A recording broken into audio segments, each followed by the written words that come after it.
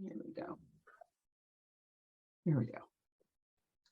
This is Tara Wallace from the YWCA Advocacy Committee, and I am here today with retired Justice Carol Beier from the Kansas Supreme Court, and she is going to talk to us about a lot of things. We have an election coming up, and that is going to be on November the 8th.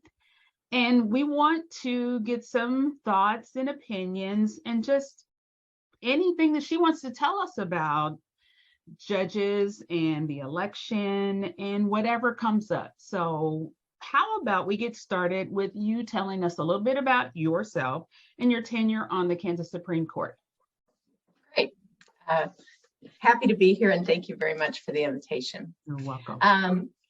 I grew up, for the most part, in Kansas City, Kansas, where I attended Catholic schools, graduated from Bishop Ward High School, and then started my college career at Benedictine College in Atchison. After a while there, I decided that what I really wanted to do was major in journalism, and I knew that the University of Kansas had an excellent journalism school, and so I transferred to school there and completed my bachelor's degree in journalism in 1981. And then I worked in the newspaper business for a while. Back then, we still had a daily morning and afternoon paper in Kansas City. And I went to work for the Kansas City Times for the morning paper. And after I'd been working for a couple of years, I thought probably it would be good to go back and get graduate education. I didn't know any lawyers, and I certainly didn't know any judges. Hadn't grown up around people I knew to have those professions. But I thought in my naivete at that time that getting a legal education would be a good all-round graduate education. I didn't perceive it as a professional school, which was, again, my naivete at the time. So I went back to law school, enjoyed it very much. Many lawyers would tell you they did not enjoy law school, but I decided I like school in any iteration, any form, and I enjoyed law school very much. And it turned out that by the time I graduated, I had the opportunity to clerk for a judge on the 10th Circuit Court of Appeals, Jim Logan. So I did that for a year, and then I practiced for a couple of years in Washington, D.C., first at the National Women's Law Center. That was through a fellowship at Georgetown Law Center. And after that fellowship concluded, I went to work in private practice in DC at a law firm. And there I practiced white collar criminal defense law. At that point, I decided to marry my husband, who lived in Wichita, Kansas, and that was just too long a commute. So I moved back to my home state and lived for the first time for me in Wichita. And I spent a dozen years there working at Fulston and Siefken law firm in the civil litigation area, doing both trial and appellate work for a variety of clients. Eventually made partner there and started my family and did all the other things that we do in Kansas, all the important things in life is the way the story goes, right? So anyway, did that. And then in 1999, friends encouraged me to consider the bench, and there happened to be an opening that had been created on the Kansas Court of Appeals. So I submitted my name for consideration, and I went through the process of the Supreme Court Nominating Commission, which was then part of the Court of Appeals process of selection. 9 of our fellow citizens, 5 lawyers elected either statewide or in congressional districts, 5 fellow lawyers, and then 4 people who are not lawyers who are appointed by the governor in rotating years, depending on congressional district. They sit as a Supreme Court Nominating Commission, and back then that commission chose candidates for the Court of Appeals as well as the Supreme Court. So I went before the commission, and my name was forwarded to the governor as 3 names that the governor should consider, and Governor Graves appointed me to the Kansas Court of Appeals. I love the Court of Appeals. I had a great time there. It's fascinating work, and I had wonderful colleagues. So I stayed there for several years, and then a position was available on the Kansas Supreme Court, and I went through the same process with a slightly changed commission as it would be a few years later. And in 2003, I was appointed by Governor Sebelius to the Kansas Supreme Court. So I served on the Kansas Supreme Court for 17 years before I retired in well, just about 2 days from now, exactly 2 years ago. And I enjoyed my time there very much as well. That's great. So what do you feel was the greatest impact that you made during your time serving as a justice? You know, this is kind of a difficult question to answer because we all work together as a collegial court. You know, no one decision is the product of a person. It's product of all of us working together. But in a kind of, when I try to think about this question in kind of a global sense, I guess I would say that two of the significant impacts, if I could pick a couple significant impacts made by myself and my colleagues. So I don't want to take sole credit or blame for any of these, but I would say that there were at least a couple of ways in which we may have shifted the direction of the court. During my time, when I first arrived at the Kansas Supreme Court, I think we had a couple of things going on. And one of those is very kind of legally lawyery and difficult to explain, but I'll try my best. It has to do with standards of review for cases. So a particular type of decision is made in the lower court. It comes up maybe through the Court of Appeals and then to the Supreme Court. And there's something known as the standard of review, which tells the court, should be telling the court, how hard it looks at that case. Is it something we call an abuse of discretion standard, which gives the lower court quite a bit of leeway, or is it a stricter form of review? And those standards of review were under consideration, close consideration, and reevaluation when I came to the court. I was part of that, but not all of it. Certainly my colleagues were also part of it. And I think that process was revitalizing to the court and to law as it develops in Kansas, because it helps to make for more consistency, which helps lawyers to advise their clients, which helps to more quickly and easily resolve peacefully our disputes, which is what courts are for. So that was on the legal side. I would say that kind of reevaluation and revitalization of standards of review, and certainly the effect that had on our job as making sure that we were following the law to the end, rather than imagining the end and finding a way to get to it, I think is really important. And I think the years I was on the court, we all worked very hard on that. So I'd say that's one of the impacts.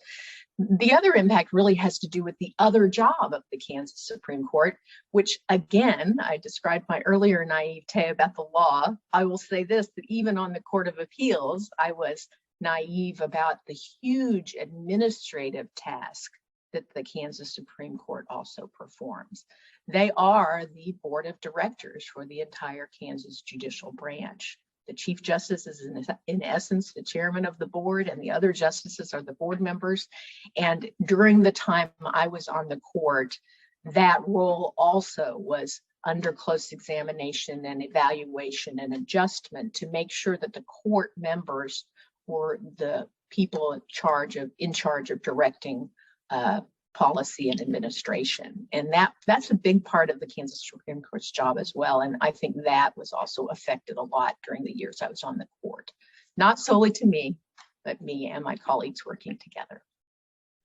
That's a really interesting way to put it, in that the Supreme Court has a really tough job, not just to determine the outcome of cases, because most people think that that's the responsibility, but there's a really strict administrative component that people don't consider, and that's a lot of work. Right. Even lawyers, I think a lot of times don't appreciate that that's another part of the job. Certainly the decisions, the case decisions, we always regarded it, I would always call it, I think there's an old military ad, job one, that's job one. And certainly we all regarded it that way. But there are all of these other decisions that the court makes on a day-to-day basis that are necessary to run an organization that has over 1,600 non-judicial employees and over 250 judges statewide. When you take into consideration the role that the Supreme Court has done lately, it makes perfect sense that the Supreme Court for each state does exactly the same role that the Supreme Court does for the United States and Yes, has been doing. So we've seen it in action. That's really, really good. Wow. Okay, let's shift a little bit and talk about the election that we have coming up. Sure. The August 2022 primary saw the greatest voter turnout in Kansas history, largely due to the constitutional amendment on abortion. As we prepare for the general election, voters will be faced with 2 more constitutional amendments. In addition to the retention of 6 of the 7 Kansas Supreme Court justices, can you talk about the history and the process behind the vote to retain justices? Sure, I'd be happy to do that. First of all, I think it's good to start kind of at the beginning. I mentioned that when I went to the Court of Appeals, I went through the Supreme Court Nominating Commission process. When I went to the Supreme Court, I had to go through it again. And so that's the process by which each of the current members of the court arrived there. They came from different places in the law. Some came directly from private practice. Some came to the Supreme Court bench from the district court bench, the trial bench, and some came from the Court of Appeals. And I think that's an important thing for citizens to know about their court, is that we have that sort of practice history diversity, which I think is really helpful in decision making. I never served on the trial bench. So if we were faced with a case that had come through a trial bench and we read a particular part of the transcript that demonstrated something that the trial judge had said or done, it was helpful to me to have a colleague sitting right next to me who would have sat in that chair and to explain to me how that might have occurred or what it might have meant. So those judges arrive at the bench from different places in the law, but all through that common process. And then the requirement, the Kansas Supreme Court is a court that exists in our Kansas Constitution, is designed by that document. The Kansas Court of Appeals is a statutory court, so they have different origins in that way, and the Kansas Court of Appeals selection method has changed. But one thing that those 2 courts share in common is that their members must sit for retention elections as their terms conclude. And for the Kansas Supreme Court, that's 6 years. For the Court of Appeals, it's 4. The other requirement is that when you're new to the court, you must sit in the general election that follows your first full year as a justice, or at the Court of Appeals, your first full year as a judge. So that's brought us to an unusual place in our history, frankly, because as far as I know, we've never had 6 of the 7 Kansas Supreme Court justices on the ballot at the same time. It's a, if you will, kind of a historical anomaly. So what we have is 6, and the reason we have 6 is that 3 of them, Chief Justice Lukert, Chief Justice Marla Lukert, Justice Dan Biles, and Justice Stegall have been serving long enough that they were up for retention in 2016 and are again up for retention in 2022, the 6 years. But 3 of the other members of the court are also up for retention because it is the first general election after they arrived. And so the 3 newer members of the court, Justice Evelyn Wilson, Justice KJ Wall, and Justice Melissa Taylor Standridge, arrived as a result of retirements in the last few years. My former colleagues, Chief Justice Lawton Nuss and Justice Lee Johnson and I all retired 2 to 3 years ago, which puts our replacements, the folks who came in as our successors, also on the retention ballot this year. That's how we end up with 6 of 7, which is remarkable and has the potential to be earth-shaking, depending on how the retention elections come out. And when I first got to the Court of Appeals and had to sit a couple of times, once for the Court of Appeals and then my first time in the Supreme Court, retention elections were pretty sleepy affairs. as they continue to do, the appellate courts operate most days kind of out of sight, out of mind of most of the citizenry of Kansas. Most of what is being done is not on super controversial, hot red button issues that call attention to themselves. They just continue to administer justice in a steady manner, in a fair and impartial and non-political manner. And most days, no one's taking notice. But over the years, retention elections have gathered a little bit more attention. And so one of the things I'm very interested in doing is making sure people are aware, first of all, these retention elections are happening. Second of all, this is a very big year because 6 of the 7 justices will be on the ballot, and how important it is for every voter when they go to cast their ballot to vote all the way to the bottom of that ballot and vote in those retention races. And these folks are doing a good job of keeping the court stable, fair, impartial, non-political. It's very important that voters know that this year, and I think vote yes to retain. So that goes to my next question. What's at stake with voting to retain these judges, particularly in this election? What happens if someone goes and just skips all of those all the way at the very bottom? What happens? Well, the margin for victory in retention can be 1 vote. It can be 1 vote because these races are not typical partisan contests between candidates. These justices don't, when I say they're up for retention election, I just mean that they're placed before the voters for a yes or a no. Shall Chief Justice Marla J. Luker remain in office, I believe is the wording of the question. Couldn't be simpler. The voter just says yes or no. But in order to be retained, each of these justices must receive 50% plus 1 vote. So it's absolutely critical that people are aware these retention races, even though they're not races between opposing candidates or between opposing parties, are very, very important to the continuing stability and fairness and impartiality of their courts. The other reason that it's particularly important this year is that there is some opposition that has coalesced around certain issues to the justices. And it tends to be focused on some people's desire to control outcomes, on a policy preference of those persons.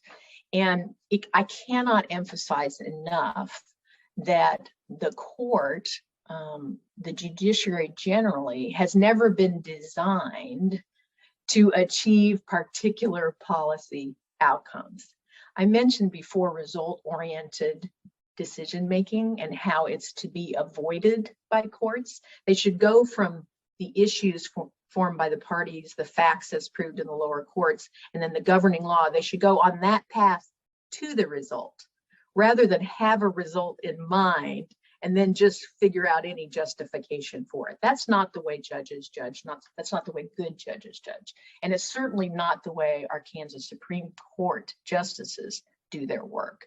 They look at the issues, then the facts, then the possible governing law. They discuss, they sometimes argue good-naturedly, and then they arrive at a decision. And that's the path that judges are supposed to follow. So those people who would like to sweep out our current justices and replace them with faithful servants of policy outcomes do not really understand how courts work. Or if they do understand it, they would like to cynically manipulate the public into changing the function of our courts. And that's what's at stake this year. No matter who's saying it, if that's what they're trying to achieve, that is not something the people of Kansas should want. I can appreciate that. So we want to maintain the integrity of the law. Absolutely, and the courts that administer it. Exactly, you couldn't have said it any better. Absolutely. So what is one thing that you would tell voters about this issue when they go to vote on November 8th? What do you want to leave them with? What's the message? I guess my main message is this: remember what courts are for.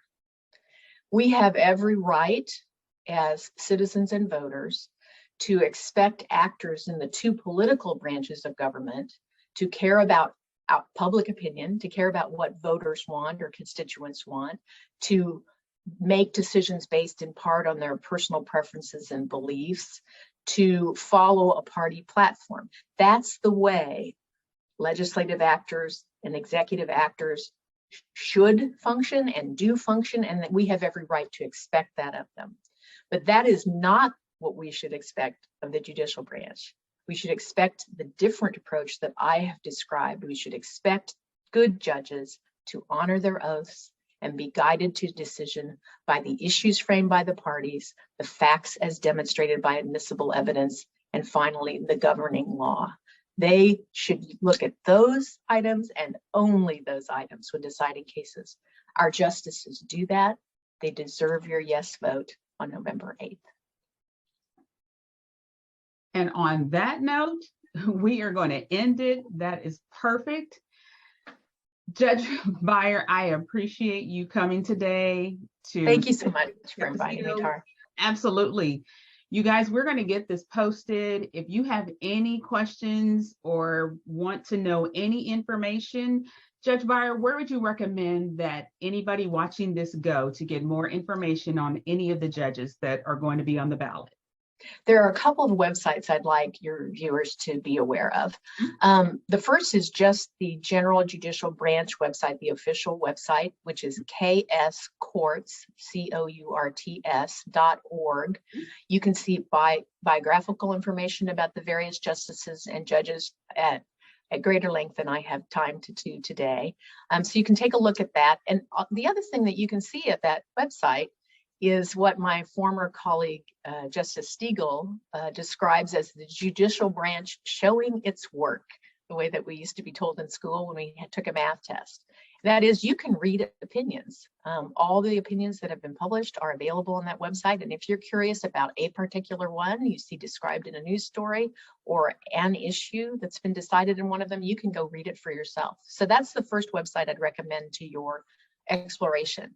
There's a lot of other information on there, but you should go in there and poke around and get to know your justices on that website. Perfect. I will mention one other organization which has been formed this year to support retention, and that's Keep Kansas Courts Impartial.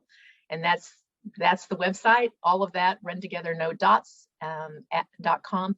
And that also has some bio information and some other information about retention elections. So those are two websites I would recommend for your viewers to check out. Kansas is spelled out, or is it just KS? All spelled out. Keep Kansas Courts Impartial. Right.